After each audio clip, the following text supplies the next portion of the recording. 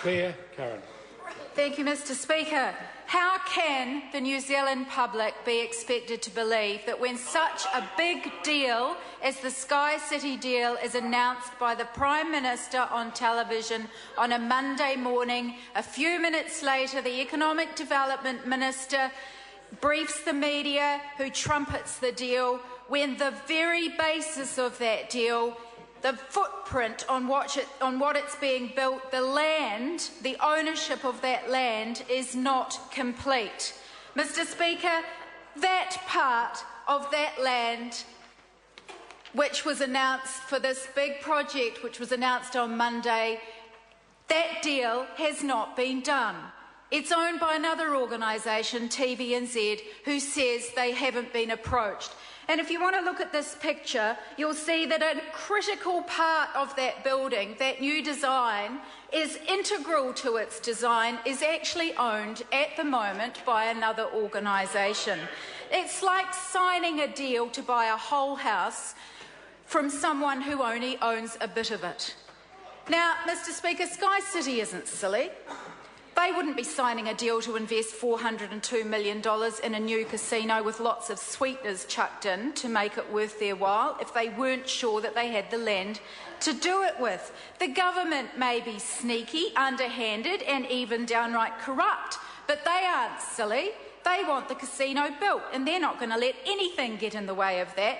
But TVNZ, who I take at their word when I was told last night that they hadn't been contacted about this issue, backed up by their PR person, reported in the media yesterday they hadn't been contacted about selling this land. They're saying that publicly. Mr Speaker, somebody isn't telling the truth.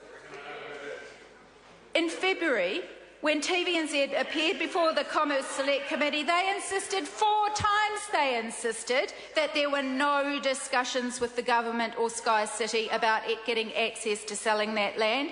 Under intense questioning, they eventually revealed that, oh, wait a minute, but we have engaged an architect to have a look at the building and what the options might be for the future. But apart from a very brief conversation admitted by the Chair with the Broadcasting Minister sometime last year, in which the Minister denied knowing anything about the issue, both the Chair and the CEO denied they knew they had been approached about this issue.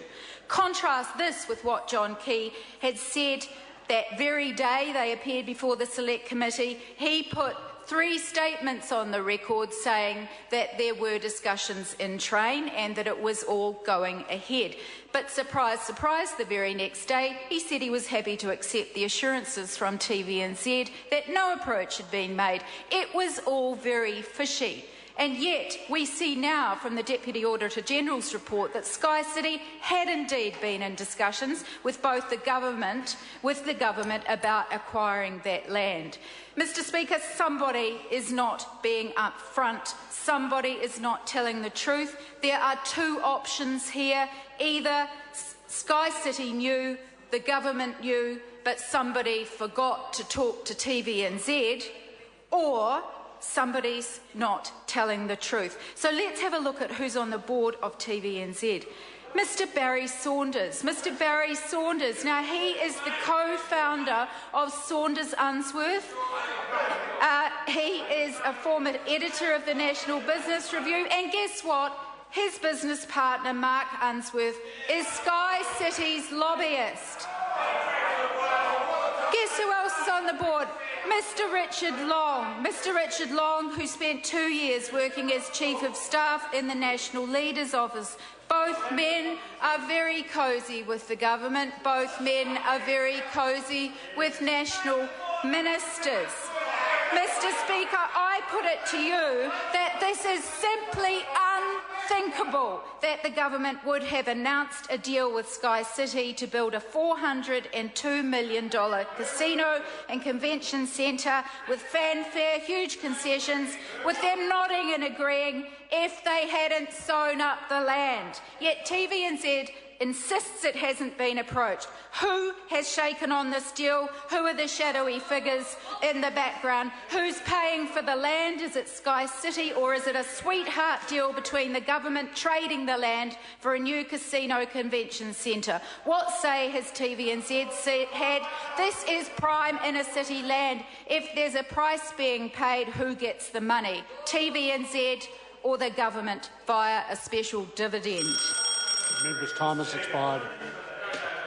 David Bennett. Mr Speaker, I once had respect for the Labor Party. I once thought